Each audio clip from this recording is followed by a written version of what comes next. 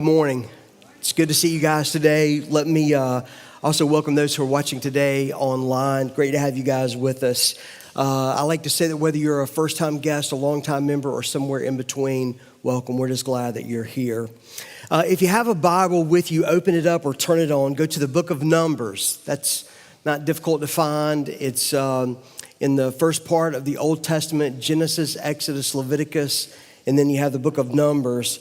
Find Numbers chapter 13, and we're going to look at the whole chapter today. I'm going to read it. We're going to try to unpack it. And then we're going to look at a handful of verses in chapter 14. Then also find your message notes, and let's get started. So just a show of hands, at least from those of you who are willing to participate. How many of you have seen the movie The Wizard of Oz? Even the guys. Yeah, because I know it comes across as a girls' movie. Sorry, girls, but it sort of does. You know, I'm old enough to remember that when a movie like The Wizard of Oz came on, it came on once a year. So some of you are not old enough to remember life before DVDs, but I could remember life before VHS and before Beta. It's going back there, right?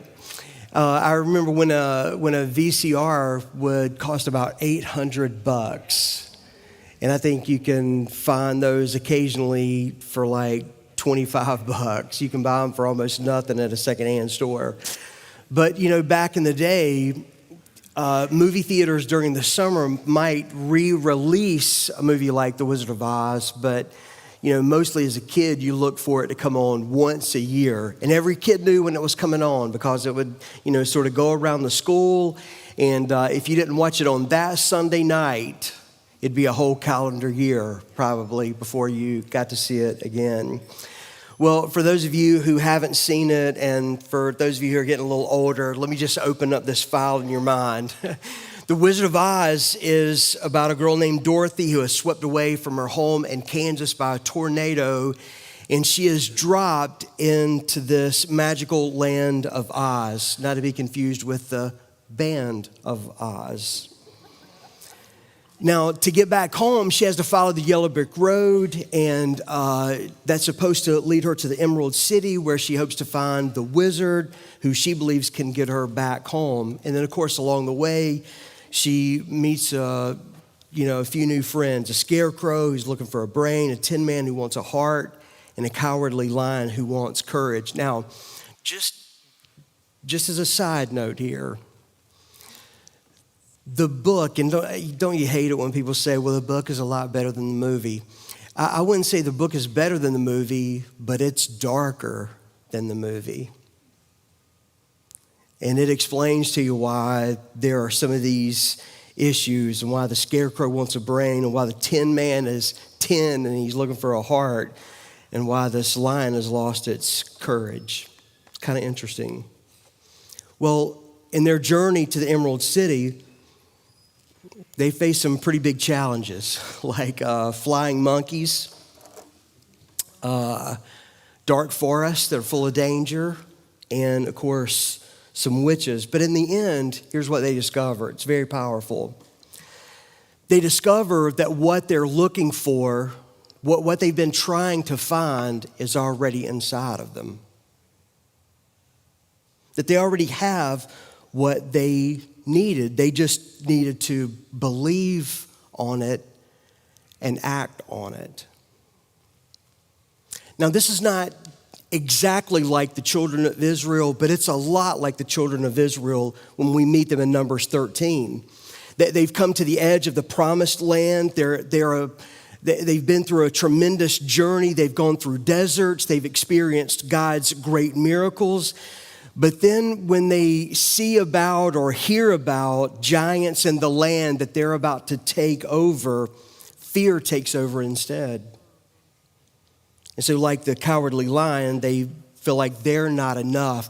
And the scary part is they begin to think that their God isn't enough. And they stalled out. and it cost them so much.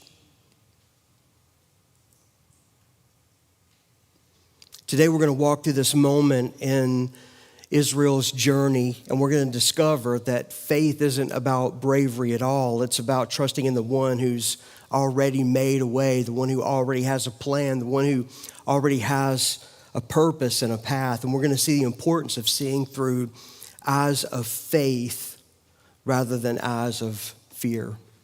This is one of my favorite stories. You know, I think one of the things that you should do as a church in the summertime in particular is look at the epic stories in the Bible.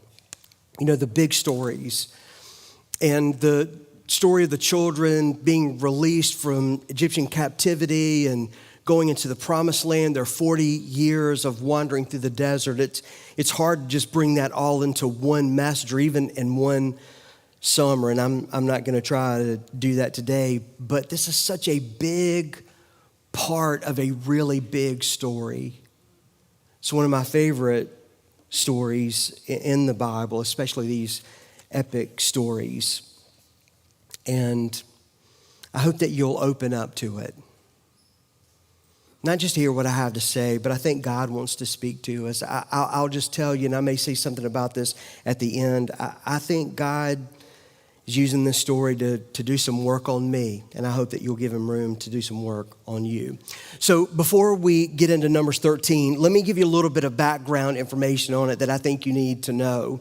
So the book of Numbers gets its name from a census that was taken in the first few chapters. And the purpose of the census was just to organize the people to travel, to guard the tabernacle, and even to fight because they're in a really dangerous place.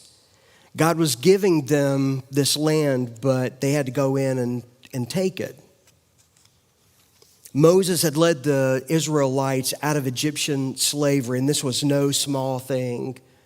And then they've passed through the Red Sea on their way to the Promised Land. And by the way, it's called the Promised Land because God promised to make Abraham the father of a great family that would become a great nation that would need land. And that was the land of Canaan. So God promised Abraham and his descendants the land. Thus, it's called the Promised Land. Still with me? So Moses and the people have been out in the desert now for about 2 years. They're at the edge of the Promised Land, literally where they could walk into it. They're camped at a place called Kadesh. Say Kadesh. And God said, okay, it's time for you to go in and take the land. And here's what you do. You send in some spies to check it out. So they selected these spies who went into Canaan. And then they returned to Camp Kadesh with their reports. And here's the deal. 10 of them had negative reports. Only 2 of them had positive reports. Now, I want you to listen carefully, okay? The 10 spies who brought back negative reports saw through eyes of fear. That's important. The other 2 spies saw through eyes of faith. And I would tell you that the 2 spies that were looking through eyes of faith were even looking beyond the land. Certainly they're looking beyond the obstacles. They're looking at the fact that God promised them this land. So the 10 spies that had negative reports, they saw only the obstacles. But then the 2 spies with the positive reports, they saw the opportunities. See, this is about perspective. It's about how you see things. Now, you need to know that the story has, at least for this generation, it has a tragic ending. And it ends tragically because the majority of the leaders, and these spies were leaders. There was a leader from each of the tribes. We'll get into that in a minute. It's because they had the wrong perspective, and they caused the children of Israel to stall in the desert and not go in and take the land that God had promised them. Those 10 leaders caused hundreds and thousands of people to spend the rest of their lives wandering through a desert, a place that was about the size of Myrtle Beach, until they died.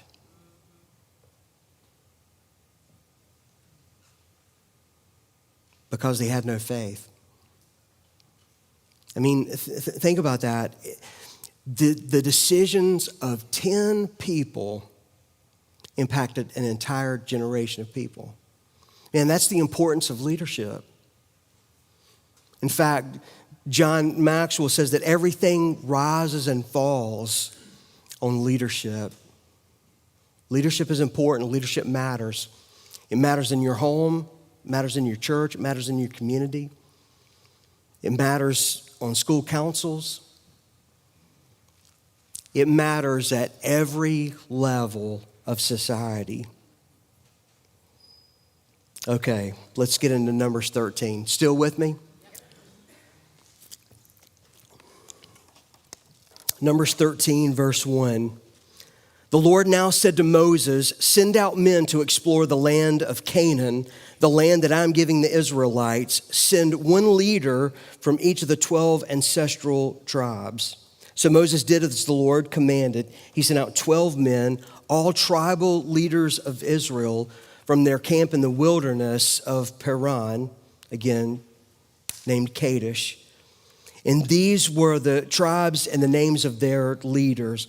So Israel is made up of these 12 different tribes. They're all the sons of Jacob. You can read all about it in Genesis 25 through 50. Now, I'm not going to read the name of each tribe. I'm just going to give you the tribe that the leaders came from. There's Reuben, Simeon, Judah, Issachar, Ephraim, Benjamin, Zebulun, Manasseh, who was the son of Joseph, Dan, Asher, Naphtali, and Gad.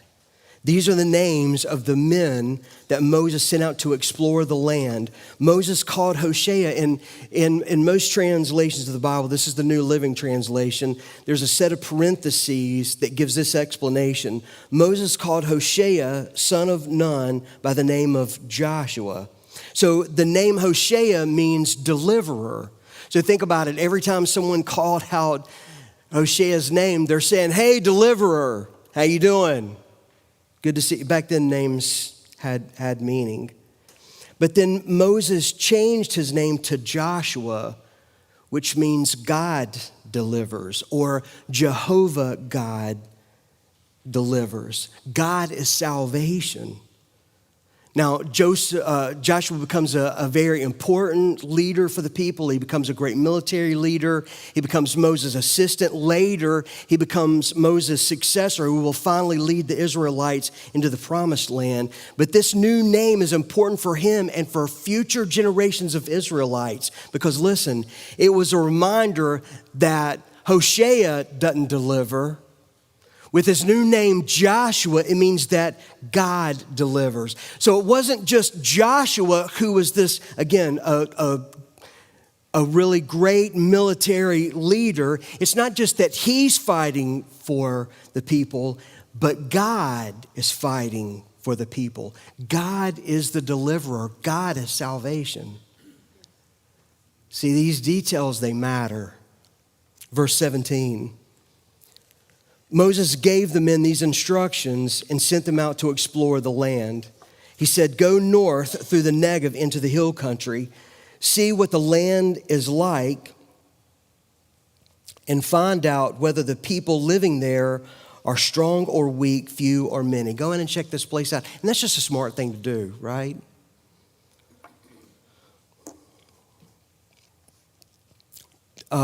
Is it good? Is it bad? Do their towns have walls? Are they unprotected like open camps? Is the soil fertile or poor? Are there many trees? You know, these are important things when you're going to try to build a culture out in it. Do your best to bring back samples of the crops you see. And then again, we have this note from the author of Numbers. It happened to be the season for harvesting the first ripe grapes. It comes into play here shortly.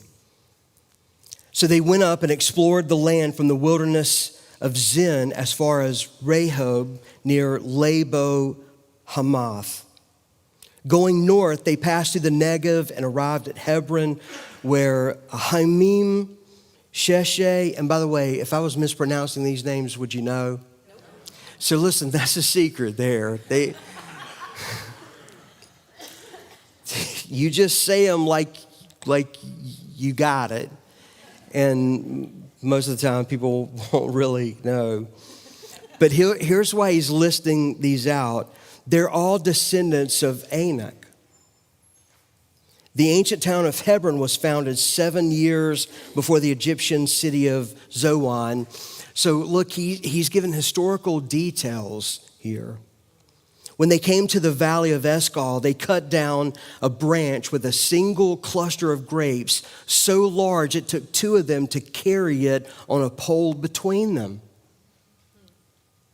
They also brought back samples of the pomegranates and figs.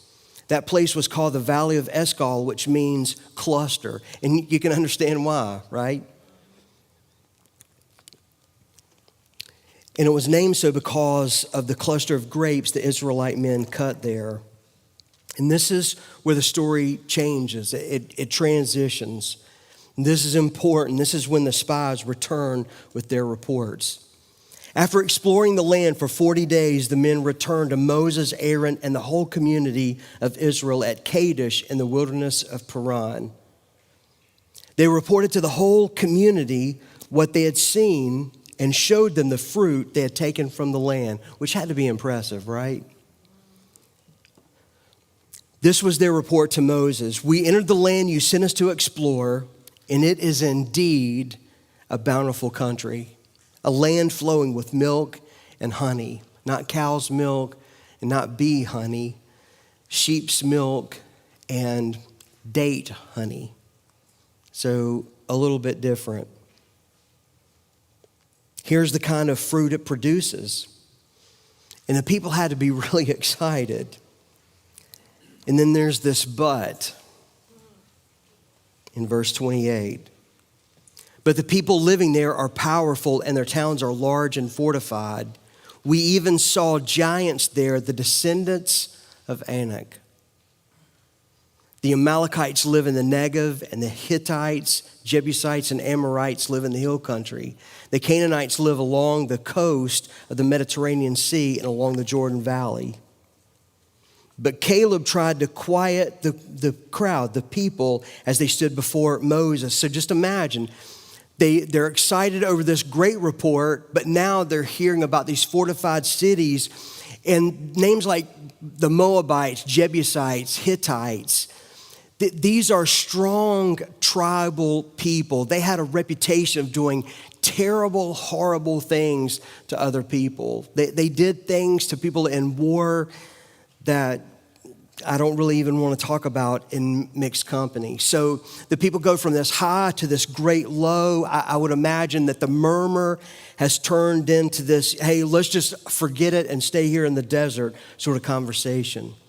But Caleb, one of the spies that had a good report, he tried to quiet the people as they stood before Moses. Let's go at once and take the land, he said. We can certainly conquer it. But the other men who had explored the land with him disagreed. We can't go up against them. They're stronger than we are. So they spread this bad report about the land among the Israelites. The land we traveled through and explored will devour anyone who tries to go and live there. All the people we saw were huge. We even saw giants there, the descendants of Anak. Next to them, we felt like grasshoppers, and that's what they thought too. Here's the point of the story that I want you to grab hold of today. The spies of Israel let fear stop them from doing what God wanted them to do. Fear.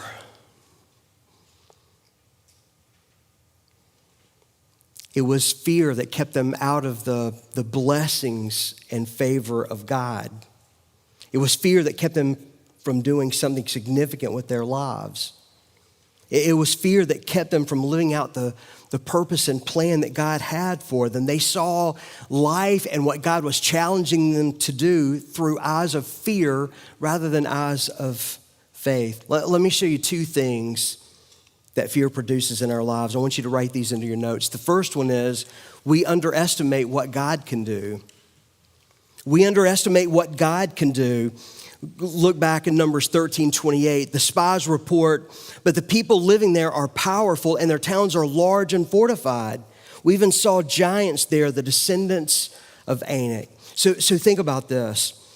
The children of Israel and some of their leaders had forgotten that just 2 years ago they were slaves of the most dominant nation on earth at the time. And in fact, if you just look at all recorded or all known nations in history, they're one of the great cultures, one of the great warring cultures of the world, the Egyptians. And certainly at their time, they were the superpower. But God, without even raising up an army, forced the Pharaoh, who had the world's most powerful army, to set his people free. Now here they are only about 2 years later, and the children of Israel are worried about local tribes.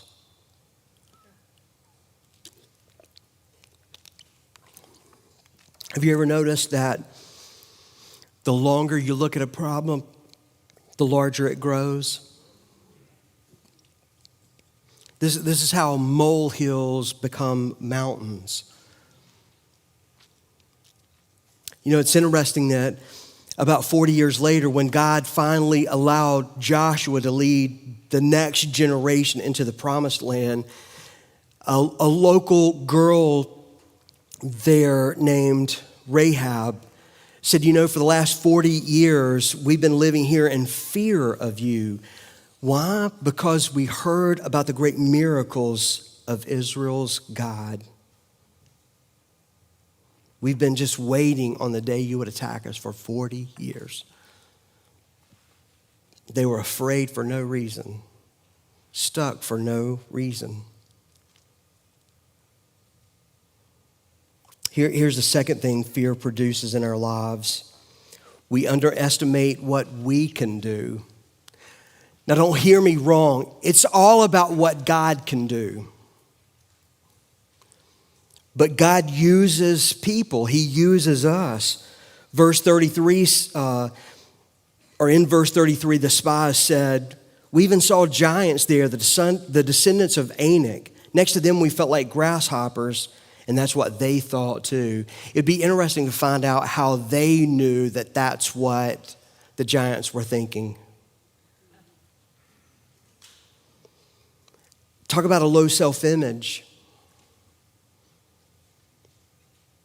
They said, we're like little insects. We've already been eaten up. And even though they were not literally eaten up, they may as well have been. They're thinking, we can never do this. It's just too big of a project. Let me tell you something. And your pastor is an example of this. God doesn't use people based on their abilities. He uses people based on their availability.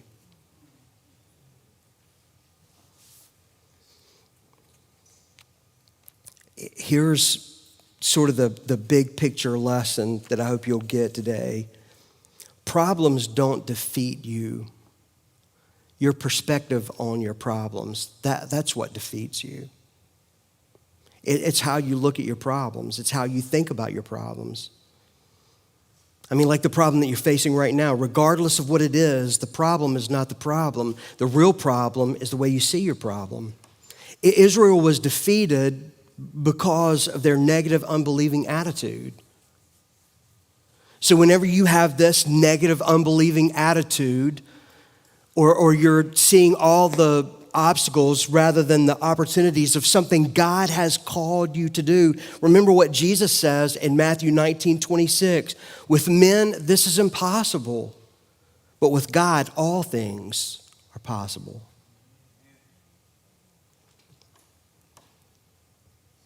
They missed it.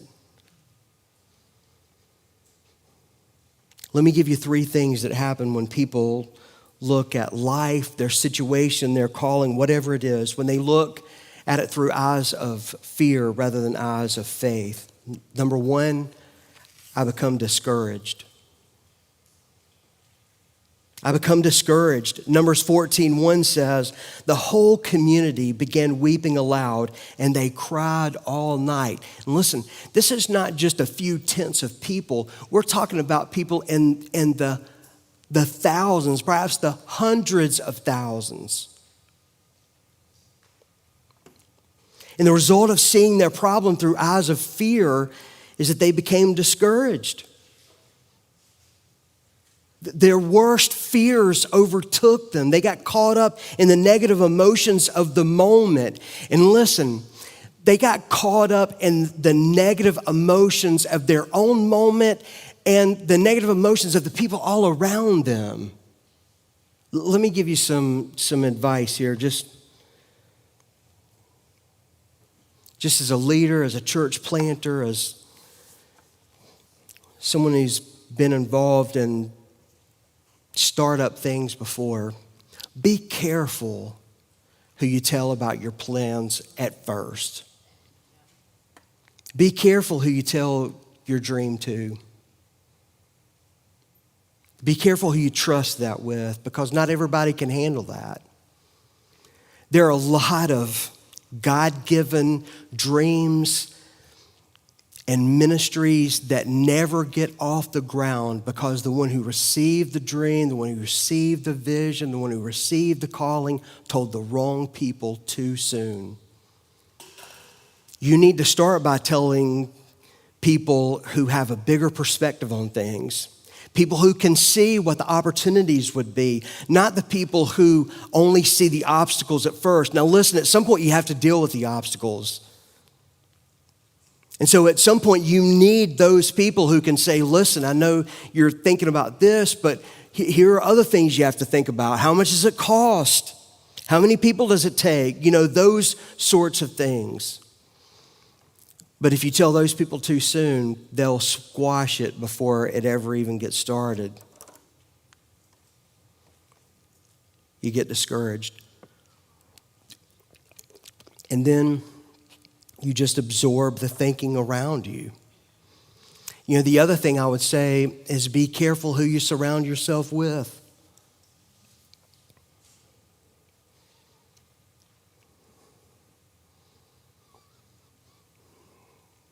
I mean, it's not like there were a handful of crybabies in this crowd. It was full of crybabies. And if you hang out with crybabies all the time, guess what you become pretty soon? People are like soybeans. You know why soybeans make a good filler in foods? It's because soybeans don't have their own taste. They absorb the taste around them. So if you mix, soybeans in with hamburger, the soybeans absorb the flavor of the hamburger. And you absorb the flavor of the people that are around you. Be careful. Here's the second thing that happens. I become discontent. The Bible says in Numbers 14:2, their voices rose in a great chorus of protest against Moses and Aaron. So first the people mourned, and then they started complaining. And these people specialized in complaining. I mean, they're good at it. At one point, they were so unhappy with Moses that they were going to stone him to death. And listen, they would have stoned him to death if God had not stopped them. So think about that. It seems crazy, doesn't it? It's certainly hysterical. Moses is one of the greatest leaders in history, not just the greatest leaders in the Bible, but one of the greatest leaders in history. And they complained to him or about him from the time they left Egypt until the day he died.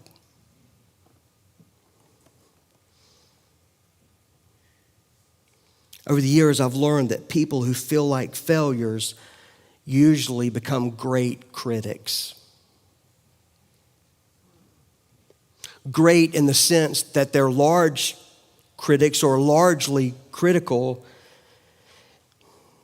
and great in the sense that they're really good at it. See, people who don't feel good about themselves like to complain about those who do. People who they don't feel like they've done enough with their life will complain and do what they can to discourage other people who are trying to do something with their lives. You know, one of the things I was thinking about recently with our students coming back from camp, thinking about, as a church, we need to encourage what they experienced. Because I remember years ago when I was a pastor, but I worked with another organization during the summer to help them do summer camps, and I was the camp pastor there for about 4 weeks out of the summer for 3 or 4 different seasons. And one of the discouraging things was that these kids would come there and they would have an experience that was a life-changing thing. And in fact, I'll just tell you, you would be shocked to know how many pastors, worship leaders, missionaries, when they give their testimony, their lives were changed at summer camp. That's where God called them, or they first heard God's calling on their lives. But these kids would come, they would have an amazing experience. And we knew that we were sending them back to churches that when they got there, excited about their faith, those churches were going to say, hey, calm down, just relax a little bit. You went to summer camp, you got all pumped up about Jesus. Welcome home. Welcome to the real world. And around here, we don't get that excited about Jesus.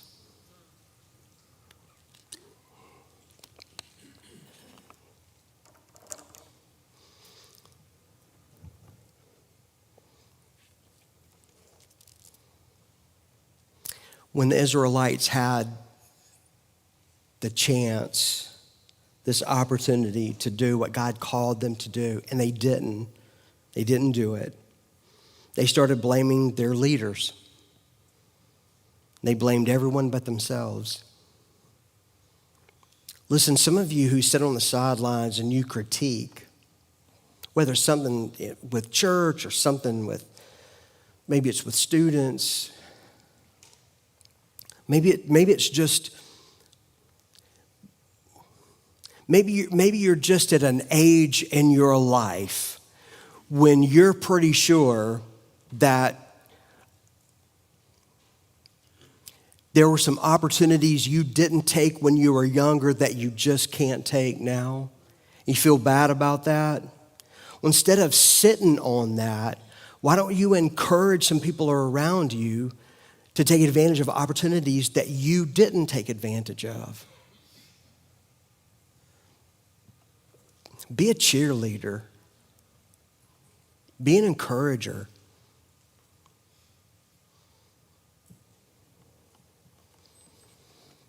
And then here's number 3.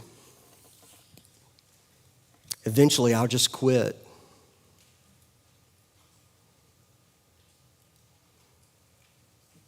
Fear will make you want to quit. Look at Numbers 14:3. The people said, like this chorus, "Why is the Lord taking us to this country only to have us die in battle? Our wives and our little ones will be carried off as plunder." And this is the line that gets me. "Wouldn't it be better for us to return to Egypt?" Imagine that. Let's just go back to the good old days when we were slaves in Egypt. It's just so typical. They're lamenting a time when they were slaves and their ancestors were slaves for 400 years. The problem is they preferred slavery to safety. They'd rather live as slaves emotionally, relationally, and spiritually than risk freedom.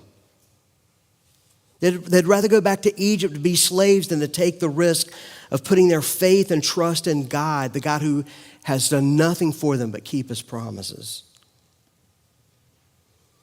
And again, the tragic thing is that these people lost their momentum and died in the desert when all they needed to do was just have a different perspective.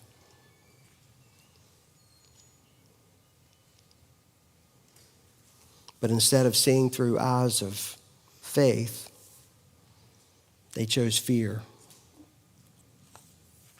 I'm going to close with this. When you were born, you were born, all things being normal. You were born with your five senses, the ability to hear, taste, touch, smell, sight. And everything you experience in life comes through these senses. So when you're born physically, you have physical senses. But when you're born spiritually, you're given spiritual senses. Spiritual eyes, spiritual ears, etc. Those of us who are born again Christians have to stop pretending like the only reality is what we can see and experience through our physical senses. Because we live in a world that is every bit as much spiritual as it is physical. And so you have to have spiritual eyes to see what God is doing in the world. If you're going to do anything great for God, you have to see things the way God sees them. And this has to do with every area of your life, including the area where you need a miracle. All through the scriptures, God is trying to get people to see with spiritual eyes. And one of those moments comes in Genesis 13, verses 14 through 17. You have it in your notes. God took Abraham up on a hill and said to him, "Look as far as you can see in every direction, north and south, east and west. I'm giving all this land as far as you can see to you and your descendants as a permanent possession. And I'll give you so many descendants that, like the dust of the earth, they cannot be counted." He said, "Go and walk through the land in every direction, for I'm giving it to you." He tells Abraham to take a victory lap in land he doesn't have yet. And it's not just that he doesn't have an offer on the land. He doesn't have a contract on the land. He doesn't have kids of his own. But he believed God because he saw through spiritual eyes. And the disappointing thing is that here at Camp Kadesh, here are his children. Here are great-great-great-granddaddy Abraham's large family. But they didn't have Abraham's spiritual eyes. They didn't have his faith.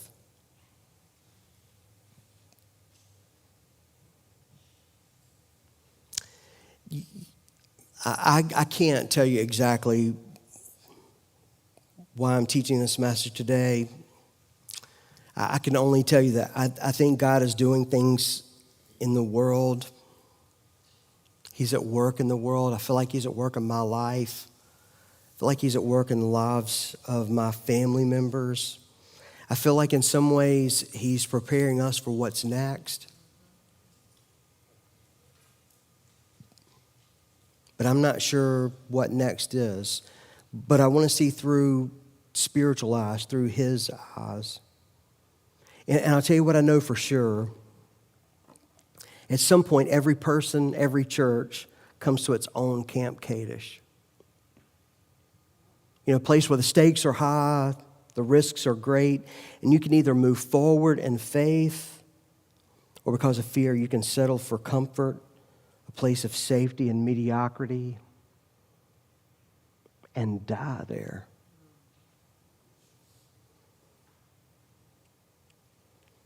I believe God wants more for you. I believe He wants more for me, more for our church.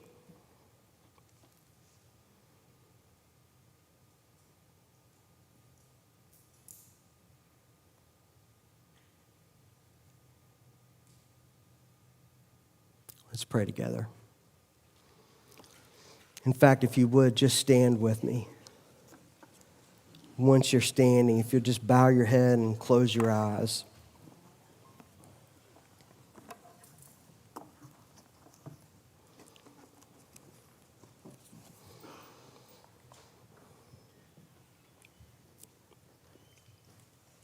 Heavenly Father, as much as it's possible, with as much room as we'll give you. I'm not trying to say that we can limit you. You can do whatever you want. But as much as we'll give you the freedom in our lives, help us to have your eyes, your spiritual eyes, to see what you're doing in the world around us and in our lives. Help us to have faith eyes, not fear eyes. Faith eyes so that we can respond to what you're calling us to, so that we can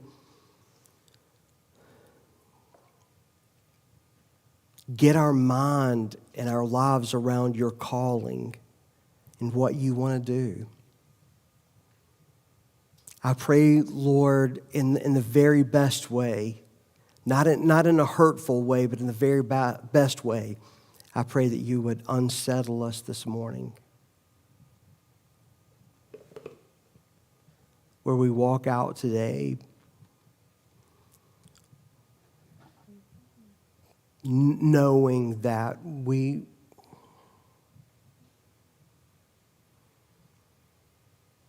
we're called for more, to do more, to be more, to take new ground, to do new things, take on new ministries, or